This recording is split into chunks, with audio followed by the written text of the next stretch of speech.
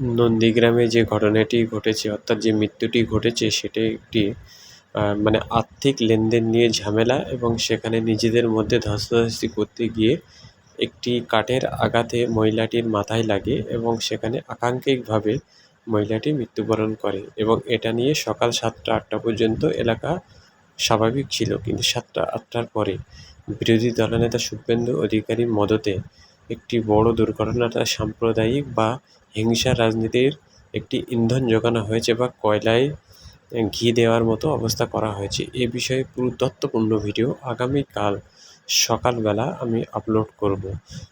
এখান থেকেই বোঝা যায় ভারতীয় জনতা পার্টি এবং শুভেন্দু অধিকারী কত নিচে, কত নোংরা মানসিকতা। এরা বাংলা এবং বাঙালি বিরোধী রাজনৈতিক দল। এরা সদা সর্বদা মানুষকে হিংসায় ডুবিয়ে রাখতে চায়। অতএব বাঙালি সাবধান থাকতে হবে এই সমস্ত রাজনৈতিক দল থেকে।